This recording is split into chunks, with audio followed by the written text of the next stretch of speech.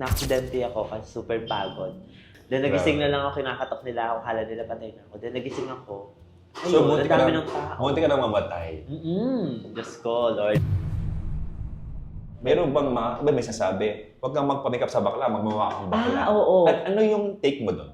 Bakit? Kasi ang galing kaya namin mag-creative, di ba? Mayroon akong bride noon.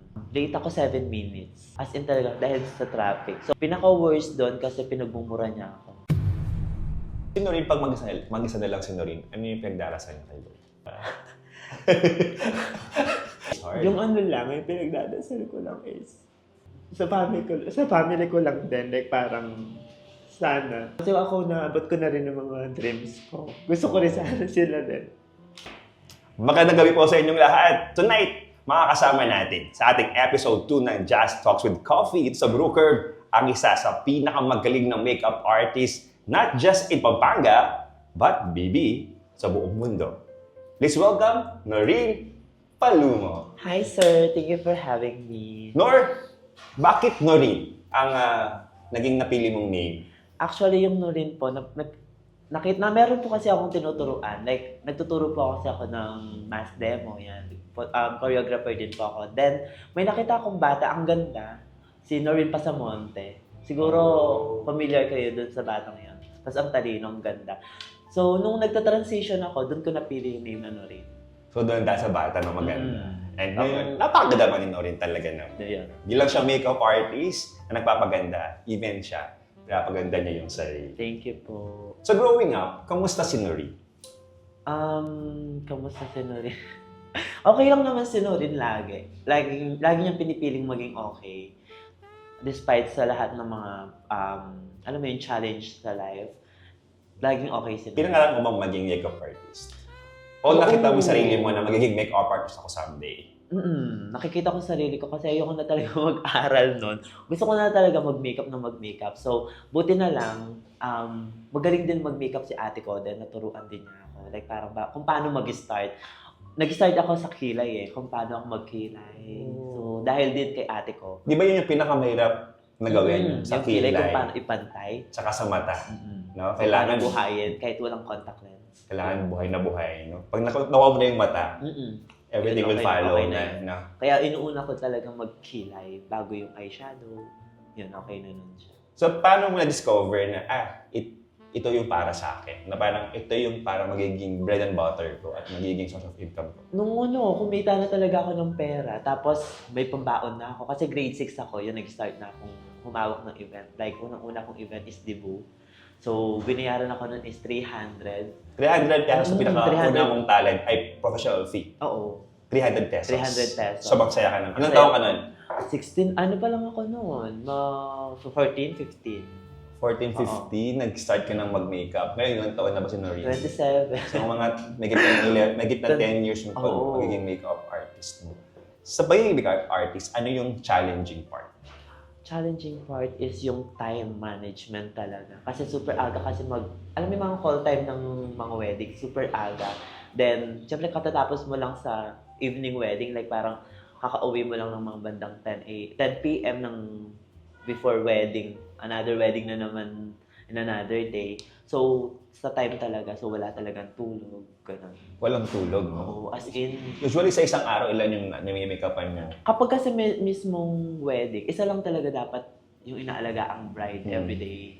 Pero dahil minsan, pati yung mga... Minsan nado-double wedding ako. So, minsan binibigay ko lang sa mga ibang makeup artist. So, dapat makiusap ka sa bride na kausap mo kung pwede bang ipasa gig sila. So, actually, minsan talagang dumadating yung point na nagdo-double wedding kami. Sa countless na yung mga na-makeupan mo, sino yung pinaka tumatak sa'yo?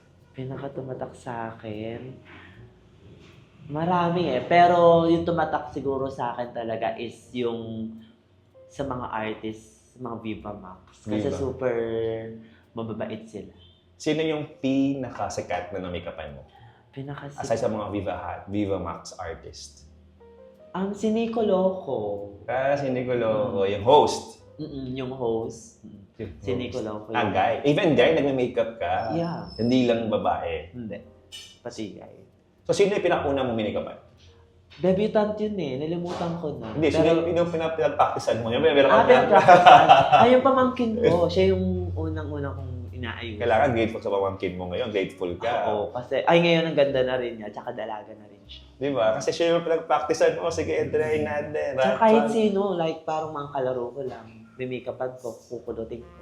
For free pa nun. For Ngayon may free. bayad na. Oo. Diba? Hindi na Tsaka yung pwedeng mga free. makeup ko na nasa Tupperware pa. Tsaka Avon pa yung mga brand. Ngayon hindi na. Dior ka na. Pero maganda rin talaga yung Avon na brand. Ano yung product na sobrang dati ini-aim mo lang ngayon meron ka na? Marami Sa makeup. Marami na yung mga Dior backstage. Ayan, mga Mario. Alam niyo naman si Mario, di ba? From States. Talagang super sikat na makeup artist. Tapos meron siyang pinablish na mga makeup. So meron na rin akong gano'n. Tapos meron na rin akong airbrush makeup. So meron ka nilo-look up na makeup artist. Sino yung pinaka-idol mong makeup artist? Ngayon, For sure meron kang pinapeg, di ba? oo. Pero dito lang din sa sa Philippines lang din. Mga kapwa ko rin makeup artist. Sino yung parang mo? Parang gusto ko tong magaya yung niya, style niya or siguro lahat naman idol si Paul Unating. Okay. Makeup artist nila Ivana. Oh. Super sikat na makeup artist sa Manila. For sure someday. Ikaw din nandun na eh. Ay, di ba? At saka lahat naman pwedeng, di ba? Kung kaya nila, kaya din natin. Oo, continuous yung pag-improve sa craft, sa talent na meron. Kasi hindi pwedeng ito lang alam mo ngayon, hindi pwedeng bukas ito pa rin, hindi. Oo, kasi iba-iba yung mga nagte-trend, di ba? Iba-iba yung mga trending. Paano ka sumasabay sa trend ng makeup? Paano ka sumasabay sa trend ng makeup? Unang-una kasi yun sa product kung ano yung mga ginagamit ng mga bagong nagte-trend na makeup. Dapat meron ka rin ganun. At saka paano mo i-apply sa client mo. So, dapat din, binabagay din sa client nun. Kung hindi dapat i-apply sa face kung hindi niya tugma. Like parang like kunwari blush, hindi pwede sa yun. Like pink blush, hindi pwede sa morena yun.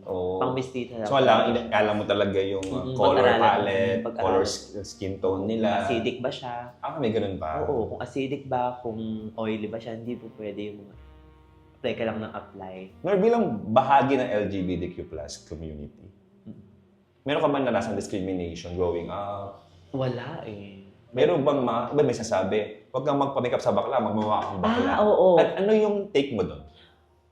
Bakit? Kasi ang galing kaya namin mag-creative, di ba?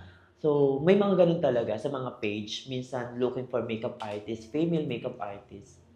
Specific, no? Parang feel mo. Ano yung feel mo pag ganun? Parang feel nila, magmumukha kang bakla pag bakla yung makeup. So, parang mali yung nila, paniniwala nila. Pero, syempre, decision po nila yan. Sa mga nagsabi naman na parang, pag nang-iba yung mukha nung bride, for example, from ganito, nagiging ganito siya, parang hindi na siya yan iba na yung itsura niya. Ano yung take mo doon? Dalawang yan kasi, kung gumanda ba siya. Gumanda ba siya or hindi ba siya gumanda. So, buti naman sa akin kung naiiba, mas gumaganda si bride. Ganun naman yung For me, minsan kasi nasa look din ng bride kung gusto niya talaga. Kunwari, same makeup lang din, like parang skin-to-skin makeup. So, hindi naman talaga may iba yung face ng bride. So, lang talaga siya. Parang ma-enhance mo lang yung beauty talaga. Kasi iba talaga, iba na yung mukha eh. Parang, saan ko ba to? Siya ba yung papakasalan ko? Di ba may ganun, no? Depende yun kung gumanda ba siya. O tapos din, kung gusto niya ganun yung makeup niya. Oo. Diba, Iba-iba kasi yung Thai makeup, Korean look, ganun. Yung gusto nila, parang no makeup look. No makeup, may ganun, di ba? Parang natural looking lang. Super skin to skin lang. Hindi masyadong mabigat. Di ba pag napakapala, bumibigat na ba yung makeup? Oo, kapag maraming ina-apply. Ano yung worst na experience mo bilang makeup artist? Di ko tinatanggi yun. Mayroon akong bride noon. Late ako 7 minutes. As in talaga, dahil sa traffic. So, kasalanan namin yun. Pinaka-worst doon kasi pinagmumura niya ako. Oo. Paano mo tinatake siya? ka Cambodian bride. Wala. Kasi late? Hindi naman late? Oo, late ako ng 7 minutes. 7 minutes? 7 minutes lang yun. So, kasi ibang lahi din, no? Oo, ibang lahi din. So, dapat on time. On time. So, from that, natutunan mo na huwag dapat malate talaga kahit ilang minutes pa yan. Oo. At least, di ba, may natutunan along the way. Hindi na pwedeng mag-ulit yun. Kasi Sakit din naman, Oo, may- mamura ka ng client. Hindi siya Oo. maging happy sa naging Tsaka may service. mga nakakarinig din. Di ba pinagmumura ako. nakakaliit din, no? Parang, Pero after po na naging friend ko po si Bride, kasi hindi dumating yung photographer niya. So, meron po ako knowledge to how to take a picture. So, ikaw Ako po yung naging photographer. So, bawi na lang din po yun. Nice. Tapos naging kaibigan ko siya ngayon. Ngayon, magkaibigan pa rin kayo. Kasi sa isang ganitong klaseng business, basically business to eh, Oo. di ba? Mahalaga yung relationship sa Oo, client. yun lang. Mm-mm. Di ba? Kasi for sure, pag ni-refer ka, yun the best marketing, yun yung best compliment pag ni-refer ka. Tama. Ilang beses ka nang na-refer? Ay, marami na. Halos repeat client lang din, tapos super refer lang din. Lalo na sa mga bride. Kasi bridal makeup artist talaga yung target ko. Paano pag hindi nagustuhan ni client yung makeup niya? May ako naman ganun ako. Naging client na lang, Oo, dumating na rin yung mga point na minsan hindi nagugustuhan kasi makapal nga daw. Kasi for me, hindi man makapal, pero para sa kanya, makapal yung makeup niya. So kapag ganun, kasi after na makeupan, papatingnan namin sa salamin kung okay gusto ba. niya. So, kung Pag ano sinabi din- niya, pwede bang pabawasan? Oo, mababawasan naman yun. Kung kayang bawasan. Di ba bilang makeup artist, from the word artist, you are artist eh. Mm-mm. So paano kayo nag-meet ng client na of course kailangan bigyan ka din niya ng freedom to create ano yung bagay sa kanya. At syempre meron siyang peg, ito gusto Oo. ko. Paano kayo nag-meet? Minsan, before, pagka-upo ni bride, tatanungin ko kung meron siyang makeup look na gustong gayahin. Tapos, yung halos kasi makeup, na mini-makeupan ko, sinasabi nila, ikaw na bahala.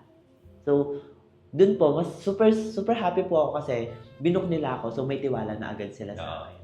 So, kapag may makeupan ko na, ako na daw bahala. So basically, pag binook ka nila, gusto nila yung style mo. Ako yung style. Di ba? Kasi pag ikaw hahalap ng makeup artist, gusto mo yung, ito yung style ko, ito yung gusto ko. So, wala na silang doubt. Ikaw na bahala. Ganun. Wow. Yan yung maganda, yung trust ang taas. Oo, agad. kasi binook ka na nila, so... Tsaka yung trust na yun, talaga. build mo yun for years. Hindi lang ito na-build overnight. Diba? You are more than a decade ka na sa industry ng makeup industry. So, dahil sa industry nito, dahil sa business mo na to, dahil sa talent mo na to, ano na ang mga napundahan ni Noreen? Diba? Kasi basically, kita naman sa iyo eh. No? Kasi nakita ko si Noreen, sobrang bata pa nito nung nakita ko siya. Now, sobrang blooming, sobrang successful in your own way, di ba? Meron kang salon. Ano lahat na pundar ni Noreen because of being a makeup artist? Yung mga pangarap din po ng mga bading na magkabahay at tupa, sasakyan, may mga businesses din po na napapatayo kahit pa paano, okay naman yung ikot. Then ayun. Looking back, Nor, ano yung parang naging reflection mo sa buhay mo? Na kung hindi ka naging makeup artist, palagay mo, ano yung ginagawa yung Noreen ngayon? Kasi hindi ako talaga pala-aral. Ayoko talaga nag-aaral. Ewan ko bakit. Ang gusto ko lang talaga, siguro choreographer. Kasi yun yung So, dancer sideline ka ko din. before. Nagtuturo ako ng mga mass demo, ganyan, cheer dance. Bakit parang ginalingan mo sa buhay? Wala. Ano yung inspiration mo? Bakit mo sobrang ginalingan? Si mama ko talaga yung inspiration ko kasi talagang lumaki kami na walang-wala. Tapos, alam mo yung pinagdadamutan ka. Mahirap ng ganun, yung pinagdadaputan ka. Pwede naman silang tumulong pero hindi nila ginawa. So, ikaw, bilang na-inspire ka sa buhay mo, Oo, basically. na hindi pwedeng ganito na lang to. Like parang, hindi pwedeng hanggang dito na lang kami. Naniniwala ka pag you are part of the LGBT, sobrang mapagmahal sa pamilya, mapagmahal sa magulang. Hindi lang sa magulang, hindi lang sa mga kaibigan din. Alam mo yung malasakit talaga, nasa amin na talaga ng mga part ng LGBT na may malasakit talaga sa kapwa. Tsaka sobrang, tawag dito, sobrang selfless. Oo. Di ba? Pag may mga contest sa pageant, kayo kahit free lang yan, Oo. may make-upan mo yung kaibigan mo or sino man yan kasi sinusuportahan mo, tama? Totoo. Kahit wala mong bayad yan, tama? So, Nor, sa pagiging masipag mo, sobra, di ba? Sobra. May business ka, makeup artist ka, meron kang insidente na nangyari sa'yo. You can share. Pwede mo i-share sa kanila. Bago mag-Christmas, na-aksidente ako kasi super pagod. Tapos, after ng Tagaytay wedding namin, pagkagabi, lumabas pa ako, like parang nakipag-hangout pa ako. Then, morning pa uwi. Hindi na talaga ako totally lasing, kaso antok na ako. So, na-aksidente ako, December 23. Paano yung naging ano nun? Nakatulog ako, tapos super bilis ko, then nabangga ko yung likod ng truck. Buti na lang, ako yung nakabangga doon sa likod ng truck, kung alam mo yun, so, parang- binangga mo yung truck? Oo, yung pitan niya. Tapos, Kasi kung... lumusod ka sa taas, sa baba? Oo, masok ako sa baba. Then nagising Grabe. na lang ako, kinakatok nila ako, kala nila patay na ako. Then nagising ako. So, Ayun, ang dami ng tao. munti ka na mamatay. Diyos ko, Lord, buti na lang. After, anong realization mo after yung incident na yun? Ayun, talagang kailangan magpahinga. Hindi naman lahat ng oras kailangan maging available ka, di ba? So, after nun, hindi na ako nakikipag hang out after wedding. After work? No? Kasi parang after work, parang Ipapahinga ko pahinga na mo lang na. talaga ako. ano yung life motto mo sa buhay? Life ko. Ano yung parang guide mo? Parang lagi mo iniisip pag nasa pinaka bedrock ka o pinaka bottom yan yung life mo, yung parang feel mong down na down ka. Ito yung mantra mo. For me kasi, matatapos din talaga yung mga ano natin Challenges. challenge sa isang araw. Matatapos din yun. Then bukas, another, ano na naman. Pwedeng ngayon, sad ka or nahihirapan ka. Bukas, mapufulfill mo na like parang matatapos mo yung mga challenge mo. Huwag kang huwag kang makukulong sa isang araw na ganito ka kalungkot, ganito hindi mo kaya yung ganito. Hindi pwedeng ganun. Dapat bilog yung mundo, umiikot yan. So, kailangan mong isipin lagi na kinabukasan, ibang challenge na naman, matatapos mo yung mga problem mo. Si Noreen, pag mag-isa na lang si Noreen, ano yung pinagdarasal niya kayo? Pinagdarasal ko, Kasi di ba, pag ikaw lang mag-isa, doon yung pinaka-intimate moment mo with our Lord. Di ba? I know it's hard. yung ano lang, yung pinagdadasal ko lang is, sa family ko lang din, like parang, sana, kasi ako naabot ko na rin yung mga dreams ko. Gusto ko rin sana sila din. So ngayon kasama mo na yung family yung nag-makeup, di ba? Ate mo, kapatid mo. So ano na kayo? Grupo na kayo? Team na kayo ngayon? Hindi lang ikaw mag-isa na nag-makeup sa family. Nag-worry din kasi ako na sana. Kasi ang hirap kasi mag-ano ng dream. Walang tumutulong sa'yo. Gusto ko sana sila din. Hello. I'm so proud seeing you na ganito na. From being a bata na nag-Chinese Carter sa elementary school. Diba? Now you are Noreen Palomo. One of the pinakasikat na isa sa mga Hindi naman sa pinakasikat. pinakasikat. Isa sa mga sikat na makeup artist sa ating bansa. Buti nakilala din tayo. Oo, Kahit pa paano. diba? Yes. And naman, guys, gusto nyo ma-inspired at gusto nyo magpa-makeup kay Noreen, contact lang si Noreen Palomo. Alam, ang saya naman. Thank you din po. Thank you. Invite ako. Kasi inspiring naman talaga yung... May pleasure po. Lagi ko siyang di ba? Lagi tayong... Nag-meet sa mga event. Then, sa inspiring yung story, no? Sobrang yung growth mo, sobra yung development, yung improvement, yung perspective mo sa buhay, yung mindset mo. Oo. Sobra. Dahil sa mga tao yan ng mga nakasama ko before na hindi negats. Oo. So, kailangan lagi surrounded ka ng mga positive people. Oo, kasi mahahawa ka talaga sa kanila kapag puro negative yung mga lumalabas sa mga bibig nila. Totoo. Oo, mahahawa ka talaga. Kaya dapat, kung kaya mo i-prevent yon, sumama ka sa mga taong may mga pangarap din. Yay! Yes, this is Just Talks with Coffee, Ilayan sa Brooker. Hey!